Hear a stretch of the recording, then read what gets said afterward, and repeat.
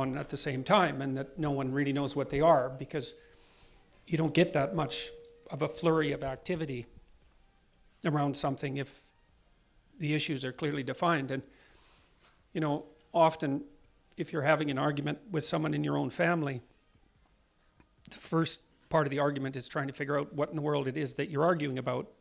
Are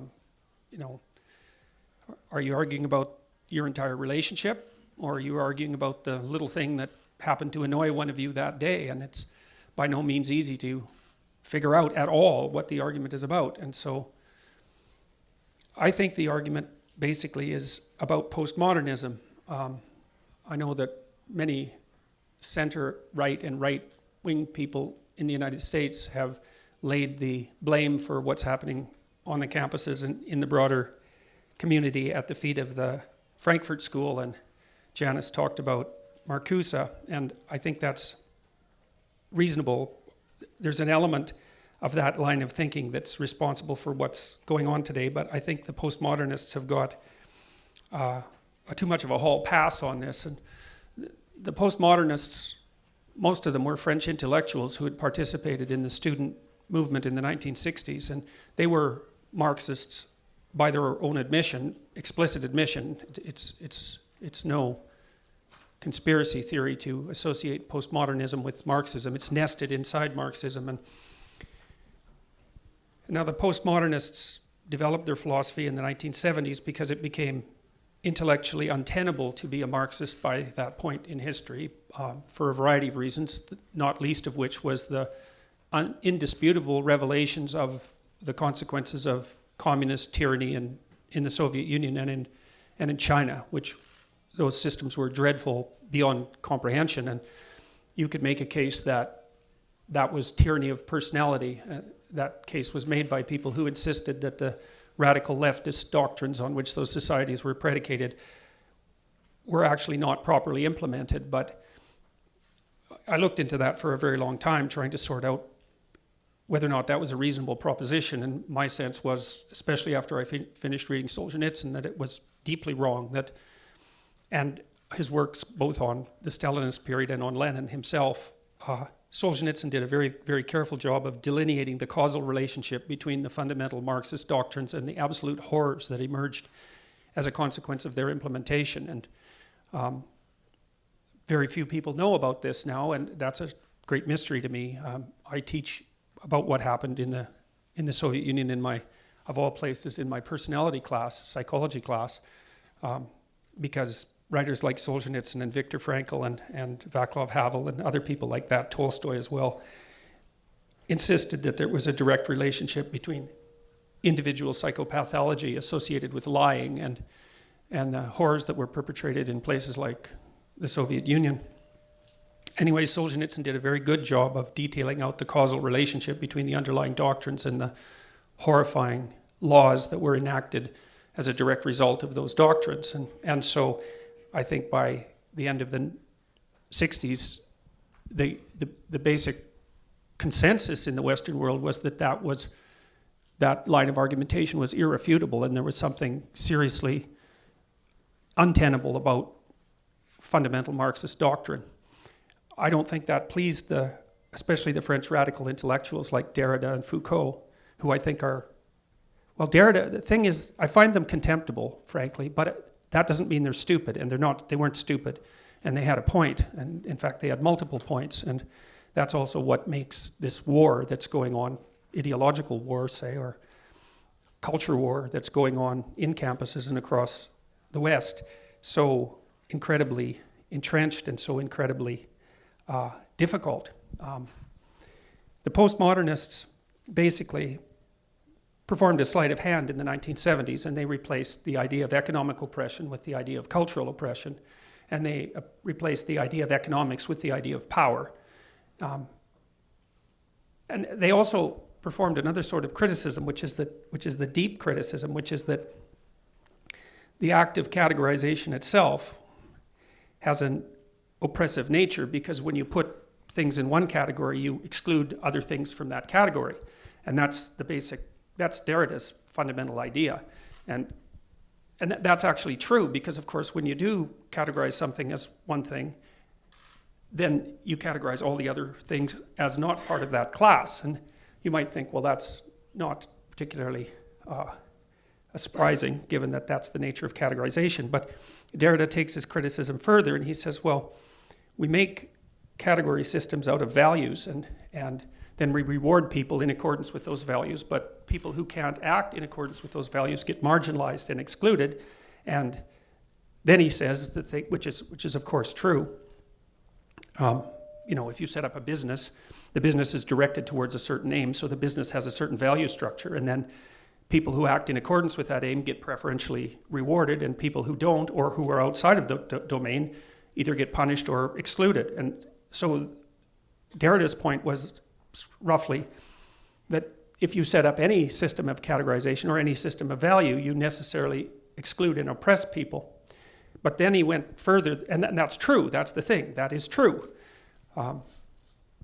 And you can argue, and it's for that reason that if you look at social structures, I would say archetypally, a social structure is represented by two fundamental archetypes, and one is the wise king and the other is the tyrant.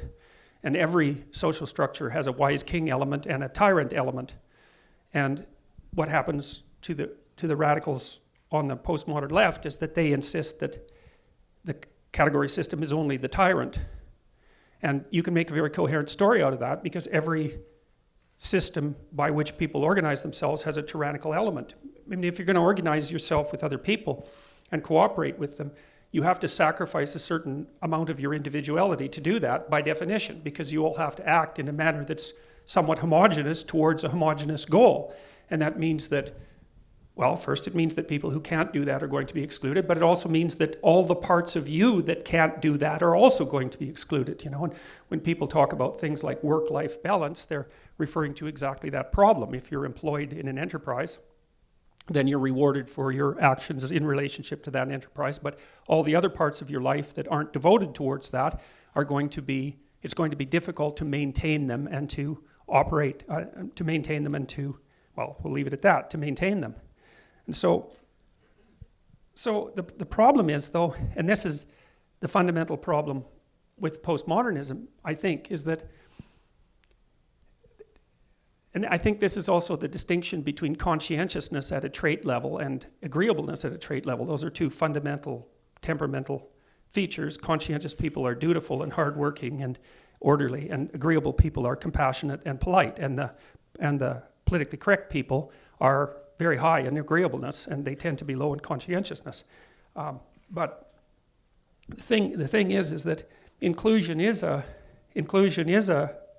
fundamental value, and it's sort of the value upon which our family philosophies are predicated. You know that if you have a family, you want everybody in your family to be included, and you want all of them to have a chance to thrive. So there's a real inclusive, temperamentally based set of values that's at the bottom of that.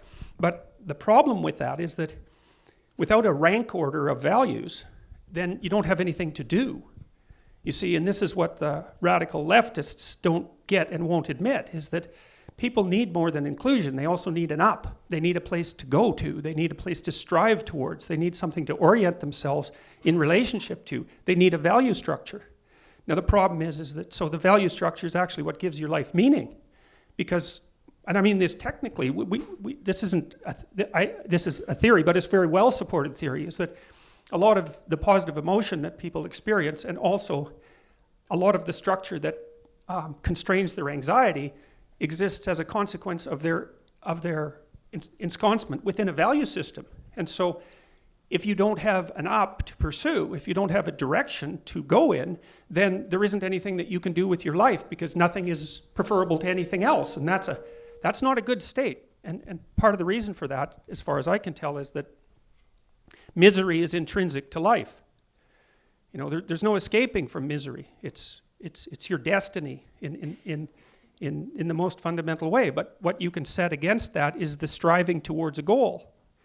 Now the problem with that is that you're striving within a goal-directed structure. That structure is limited, and it's going to exclude parts of you and exclude parts of other people. And so what you constantly need is some balance between the existence of value structures and the and the proclivity and desire to include people within those structures. But that's a tension, like it's an irreconcilable tension. And if you blow out the value structures, then everything becomes flat and dead, and all you're left with is your suffering. There's nothing to strive towards, and life doesn't have any meaning. And there's a deep nihilism in this that I think is intrinsic to postmodern thought. And then if you take that too far and your hierarchies become too rigid, then only the people within them are successful, especially only the people at the top, and you generate a lot of misery at the bottom of the structure and then also outside of it. And those are chronic existential problems. They're never going to go away. They're problems that are built into the nature of human social interactions. And you have to keep both of them in mind simultaneously. And you can't reduce your critique of society to one side or the other, because you're missing half the story. And it's like, if you're only looking at half the world, you're going to run into things 50% of the time. And that's not going to be good.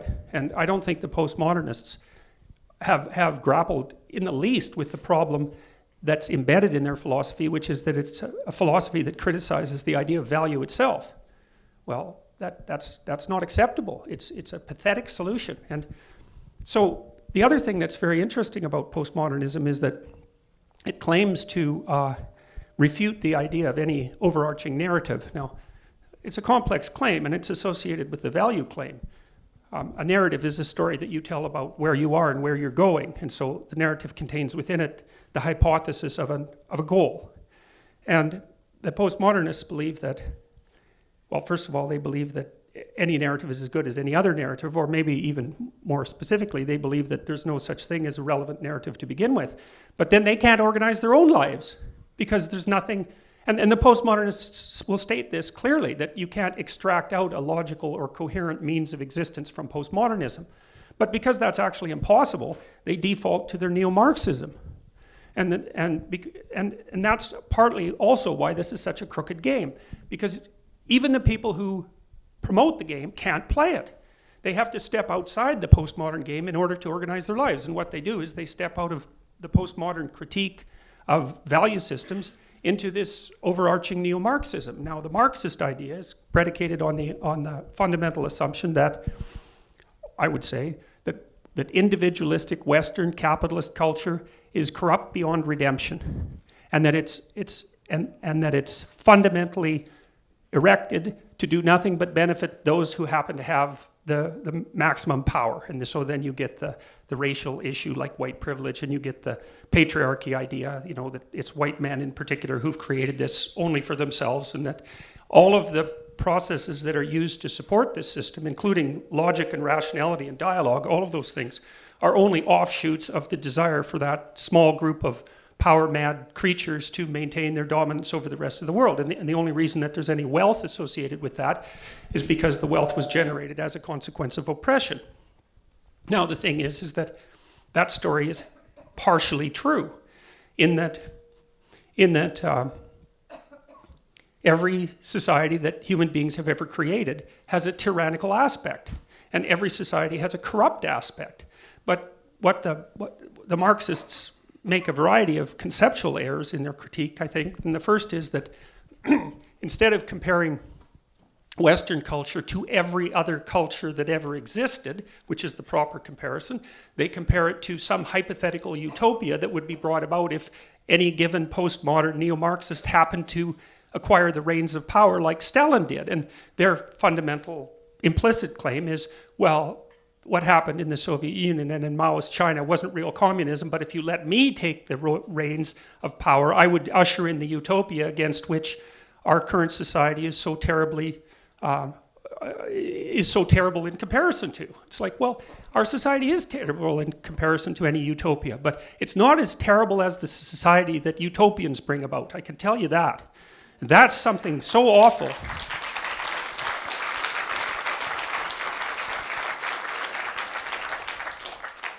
Then you think, well, what about comparing Western civilization to other civilizations? It's okay, well, go ahead, do it. Do it. Read your damn history and see what you conclude. It's like, for all of its flaws, and there are many, many flaws, there's never been a system on the planet that has brought so much good to so many people in such a short time. You know, as we sit here today, 300,000 more people in the world will have electricity. And we're eliminating poverty in the world so fast you cannot believe it. So in the year 2000, for example, the UN set up a goal that would see poverty halved across the world by 2015, and they actually reached it in 2013. I mean, think about that. In 13 years, it's not even a generation, a number of people who live in absolute poverty was halved. And if you look around the world, the rate at which the middle class is being generated is absolutely unparalleled at any time or place by orders of magnitude. And so, like, what's the problem here exactly? Well, you know, are we raping the planet? Well, yeah, for sure, but it's doing the same to us. And that's the other thing that the radical leftists don't ever consider. It's like people do all sorts of destructive things, and they don't live in perhaps the most harmonious way with the planet itself. But Jesus, mostly what we're trying to do is not die. And, you know, well, really, I mean, good God, you know, think about where we live. It's like, you can't live here. You're bloody African apes, you know. You can't live here. It's too cold. And so from November to March, you're basically staving off freezing to death in a few hours using this vast industrial complex that we've built. And it's like, it's certainly, we pay a price for it, and maybe it's not sustainable in its current form, but it's not like we don't have our reasons. It's not just rapaciousness and greed. And the idea that Western society is nothing but oppressive it's an untenable idea. It's simply wrong. I mean, we know this even technically, because one of the things we know is that although there are prejudicial attitudes that keep deserving people from occupying the positions where they would be of most benefit to themselves and to other people, we know, for example, that if you want to be successful in a Western culture, there's two things that are of great benefit, and one is that you're conscientious, which means you're hardworking and you have integrity, and the other is that you're intelligent, and those are very powerful predictors of success. And to me, they actually validate the culture itself, because you got to ask yourself, is like, who do you want to be successful? And maybe smart, hardworking people are the right people to rise to the top. And that is not to say that everyone at the top is smart and hardworking. Like, these aren't absolutes, they're tendencies. But at least we've got that tendency going. It accounts for about 25-30% of the variance, which means, you know, 2/3 of what makes people rise to the top is still determined by factors outside of that. But you don't have that relationship in the rest of the world. And the rest of the world is, I mean, you really how many people migrate away from North America somewhere else? You know, and why is that?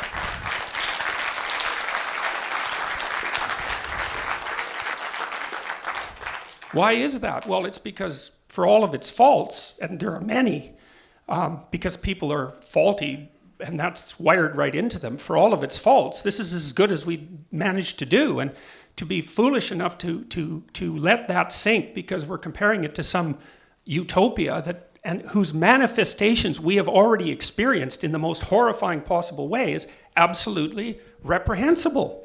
There's no excuse for it whatsoever. And, you know, I actually think that, so Derrida, for example, called Western culture phallogocentric, and what he meant by that was that it was predicated on the phallus, so that's the masculine patriarchy element, and also predicated on logos, which is, he was thinking about it as the root word of logic. But the criticism is actually deeper than that, because there's an idea in the West that's very, very deep, and it's the fundamental idea in the West, and that is that logos, which is basically the essence of your soul, that might be the way of thinking about it, is the thing